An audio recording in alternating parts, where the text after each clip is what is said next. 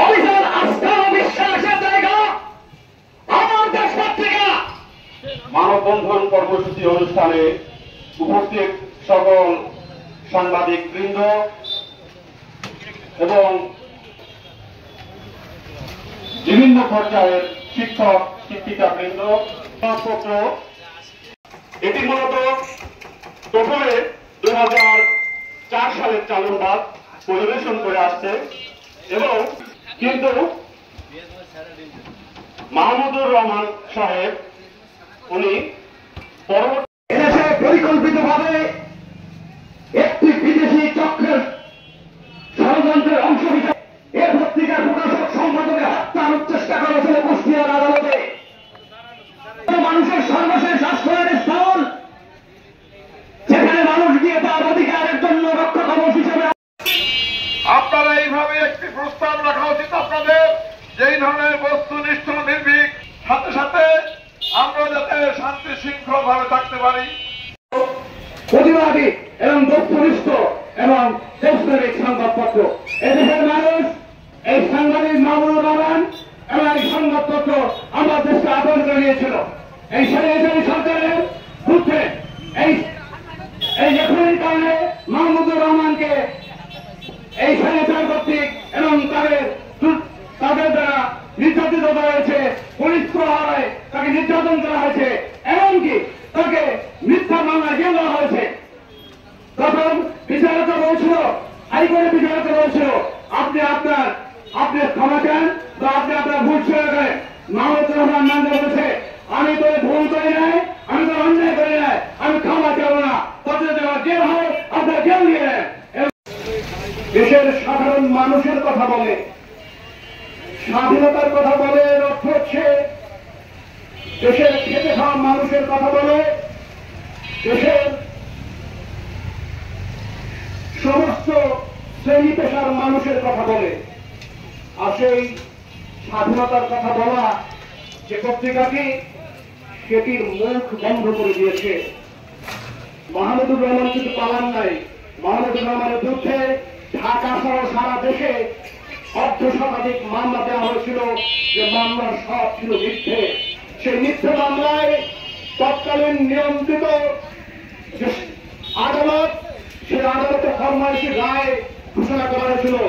মাহমুদুর রহমানকে এবং তার স্ত্রীকে সাজা দেওয়া হয়েছিল। আমরা চাই এই ফরমাইশি রায় অবিলম্বে বাতিল করতে হবে, মাহমুদুর রহমানকে দেশে ফিরিয়ে আনার ব্যবস্থা করতে হবে। না হয় আজকের জাতীয়তাবাদী শক্তি, এদেশের সাধারণ মানুষ, এদেশের সাধারণ যারা নির্ভীক সাংবাদিক, তারা ঐক্যবদ্ধ আন্দোলন করে চলবে। মনে হয়েছে মাহমুদুর রহমান রক্তাক্ত হয়নি, রক্তাক্ত হয়েছে বাংলাদেশ। মাহমুদুর রহমান রক্তাক্ত হয়নি, রক্তাক্ত হয়েছে ওই বাংলাদেশের বিরুদ্ধে সারা দিল্লিতে বসে এদেশের বিরুদ্ধে ষড়যন্ত্র করে তাদের বিরুদ্ধে যে সেনাপতি হিসাবে দাঁড়িয়েছে সেই মাহমুদুর রহমান অথবা সেই সেনাপতি রক্তাক্ত হয়েছে। আমরা দেখেছি তার পরিবার নিঃস্ব করে দেওয়ার জন্য ষড়যন্ত্রের চার একের পর একটা জনতার ঐতিহাসিক বিজয়। এই বিজয় শুধু কোটার জন্য নয়, এই বিজয় ছিল, এই আন্দোলন ছিল 1971 সালে শহীদ রাষ্ট্রপতি জিয়াউর রহমান যে দুটো কারণে বাংলাদেশের স্বাধীনতা ঘোষণা করেছিলেন। এক, ভোটের অধিকার, আমরা ভোট দিয়েছি, নিয়ে গেছে পাকিস্তানিরা।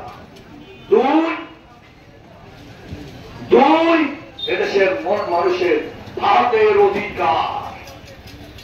এই দুটো কারণে শহীদ রাষ্ট্রপতি জিয়াউর রহমান সেই রক্ত দিয়ে, জীবন দিয়ে, জীবনকে সামনে এগুয়ান রেখে তিনি মুক্তিযুদ্ধ ঘোষণা করেছেন। আর মাহমুদুর রহমানরা একই কারণে এদেশের প্রতিরোধ আন্দোলন করে তুলেছেন। তিনি বাংলাদেশের দিনকাল সহ অনেক টিভি চ্যানেল, পত্রিকা গলা টিপে বন্ধ করে দিয়েছে। আমরা বলতে চাই, আজকে এই মানববন্ধনে দাঁড়িয়ে এই বর্তমান সরকারের কাছে বলতে চাই, আমাদের পত্রিকার মুক্তিটা হোক, আমাদের মাহমুদুর রহমানের মুক্তিটা হোক। এই আমাদের পত্রিকা সেদিনকে স্ট্রাইক দুর্নীতির বিরুদ্ধে যখন তার অবস্থান নিল, তখনই আসল মাহমুদুর রহমানের উপরে হুমকি এবং তাকে হত্যার প্রচেষ্টা এবং মিথ্যা মামলা দিয়ে তাকে তার স্ত্রীকে সাজা প্রদান করা হল। এই মিথ্যা মামলা আওয়ামী লীগের নিত্য চরিত্রের একটি বহিষ্কার। বাক স্বাধীনতা হরণ, নাম্বার 2 ভোট অধিকার হরণ, নাম্বার 3 এদেশের অর্থনীতিকে পঙ্গু করে দেয়া। আজকে পরিবর্তিত পরিস্থিতিতে আমরা বুক ভরে নিঃশ্বাস দিতে চাই, মুখ ভরে কথা বলতে চাই। সেই মুখ ভরে কথা বলার, আমার আবেগ অনুভূতি প্রকাশ করার অন্যতম মাধ্যম হচ্ছে দৈনিক আমার দেশ পত্রিকার মতো বস্তুনিষ্ঠ দৈনিক এবং জাতীয় পত্রিকাগুলি। আমি ব্যক্তিগতভাবে বিশ্বাস করি, এই আমার দেশ পত্রিকার মতো বস্তুনিষ্ঠ পত্রিকা যদি বিগত সরকার বন্ধ না করত, তাহলে তাদের এই অপকর্মের চিত্র এই সরকারের পতন পর্যন্ত আমাদের অপেক্ষা করতে হতো না। আমরা দেখতে পেয়েছি এই পত্রিকাটিতে 2013 সালে বন্ধের মাধ্যমে সাংবাদিকদের কণ্ঠ জানা হয়েছিল, সংবাদপত্রের স্বাধীনতাকে ভুলিয়ে করেছিল। আমাদের পত্রিকার সম্পাদক মাহমুদুর রহমানকে সাজা মওকুফ করে যেন দেশে ফিরে আনে, এই আহ্বান জানায় এই সরকারের কাছে। সেদিন যারা এই পত্রিকাটি বন্ধ করে দিয়ে উল্লাস করেছিলেন, সংবাদপত্র